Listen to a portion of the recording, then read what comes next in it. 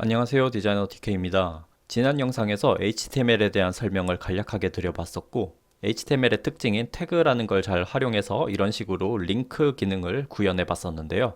지난 영상 마지막에 잠깐 이야기 드린 대로 이 수많은 HTML 태그들 중 저희가 알아본 A 태그처럼 링크 기능과 같이 특정한 기능을 수행하는 태그도 있지만 꽤 많은 경우 용도나 의미를 표현하는 태그도 많은데요. 그래서 이번 영상에서는 이런 의미를 가진 태그를 사용했을 때의 장단점, 반대로 의미를 가지지 않은 태그를 사용했을 때의 장단점까지 한번 살펴보겠습니다. 이 두 가지 케이스 비교를 위해서 지난 영상에서 만들어 본 여기 2.html이라는 파일을 조금 수정을 해볼게요. 혹시 지금 이 영상부터 보신 분들은 이전 영상을 보고 오시는 걸 추천드리긴 합니다만 크게 어려운 내용을 진행했던 부분은 아니어서 지금 내용부터 보셔도 큰 차질은 없으실 겁니다. 지난 영상에서 1.html에 이렇게 a 태그를 이용해서 링크를 만들어 줬었고, 그걸 누르면 이렇게 2.html로 페이지 이동이 되도록 설정을 했었고요. 2.html의 바디에 제가 디자이너 DK라고 텍스트를 입력해 놨었습니다. 그래서 실제 브라우저에서 링크를 누르면 디자이너 DK가 적혀 있는 페이지로 이동을 했었고요. 자, 여기서 제가 이 디자이너 DK에다가 어떤 의미를 가진 태그를 적용을 해볼 건데, 제가 p 태그라는 걸 한번 적용을 해보겠습니다. 제가 p를 입력하고 그럼 이런 자동 완성이 뜨는데 p 부분을 이렇게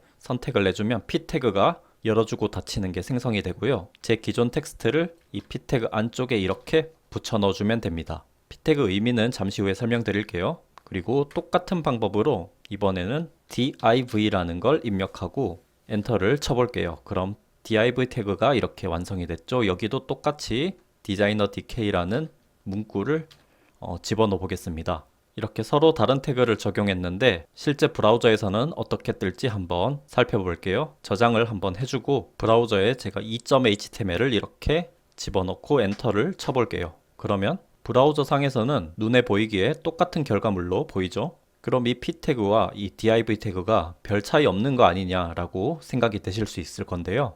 여기서 잠깐 이 두 태그에 대해서 설명을 드려보면, 일단 여기 이 p 태그라는 건 패러그래프를 의미합니다. 우리말로 문단이라는 뜻이죠. 즉, 이 p 태그를 사용한다는 건 문단으로 사용할 텍스트를 넣어줘 라는 의미를 포함하고 있습니다. 실제 작업에서도 어떤 텍스트 단락을 넣을 때 많이 사용하는 태그입니다. 이런 p 태그 외에도 많은 HTML 태그들은 이런 어떤 특정 용도로 사용하라 라는 의미를 담은 경우가 많고, 실제로 그런 목적으로 사용하라 하고 만들어진 태그들이긴 합니다. 반면에 방금 이어서 사용해봤던 이 div 태그, 제가 앞으로 설명할 땐 div 태그라고 말을 할게요. 이 div 태그의 경우도 이 뜻만 보자면 디비전을 의미하고 어떤 레이아웃을 구분짓는 데 사용하는 용도가 있기는 한데, 앞서 살펴봤던 p 태그처럼 어떤 특정 의미를 생각해서 사용하는 태그라기보단 실제 실무에서는 아무 의미 없이 넣고 싶은 용도로 많이 사용합니다. 따라서 어떤 구체적인 의미를 크게 생각하지 않고 나는 그냥 일단 텍스트나 콘텐츠 같은 걸 HTML에 넣고 싶다라고 한다면 이 div 태그를 많이 사용하게 되는 거죠.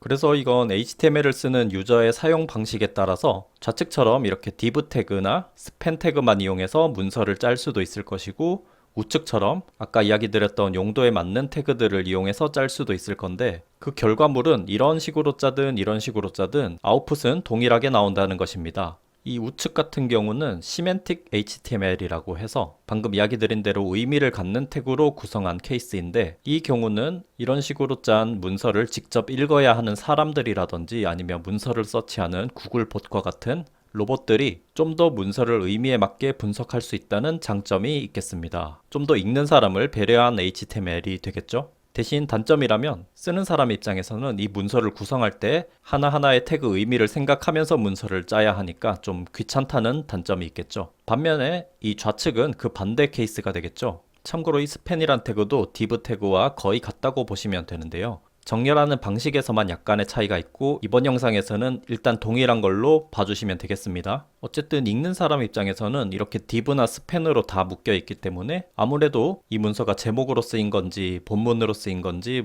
문서 단락단락으로 쓰인 건지 어떤 의미를 분석하기 힘들다는 단점이 있긴 할 건데, 대신 작성하는 사람 입장에서는 그냥 태그에 큰 의미 부여 없이 이렇게 div나 span으로 쭉쭉쭉쭉 짜갈 수 있으니까 문서를 작성할 때 어떤 고민해야 할 부분들을 줄여준다는 장점이 있을 겁니다. 따라서 이 두 가지 중에 뭐가 더 옳다라는 정답은 없는데, 일반적으로는 기왕이면 우측같이 시멘틱 방식으로 작성하는 걸 조금 더 추천하긴 하더라고요. 아무래도 구글 봇과 같은 어떤 봇들이 문서를 검색할 때 유리한 면이 있어서 SEO라고 해서 어떤 검색에 걸릴 확률 면에서 좀 더 유리한 면이 있다고 합니다. 하지만 또 현실적으로 HTML 문서를 짜다 보면 이런 식으로 모든 내용을 의미를 가진 태그로 담는 것도 쉬운 일이 아니긴 해요. 그러다 보니까 저도 실제로 HTML을 짤 때는 어떤 큰 섹션들은 이런 식으로 시멘틱 태그를 이용해서 구성을 하고 그 안에 세부적으로 나뉘는 내용들을 이런 식으로 div나 span을 이용하는 경우가 많은 것 같습니다. 여러분들께도 둘 중에 뭐가 더 좋다, 이렇게 해야 한다 라고 설명을 드리기 위해서 이야기 드렸다기보단 HTML의 태그들 중에 아주 많은 태그들이 이런 식으로 의미 기반으로 만들어진 태그들이 많다 보니까 혹시나 HTML 문서를 볼 때 잘 모르는 태그들이 나오더라도 그냥 어떤 의미이겠거니 하고 넘어가도 괜찮다는 것을 이야기 드려보려고 준비한 내용들입니다. 실제로 HTML에 무수한 많은 태그들이 있지만 결국 정말 주로 사용하는 태그는 몇 가지로 한정되어 있다는 것이죠.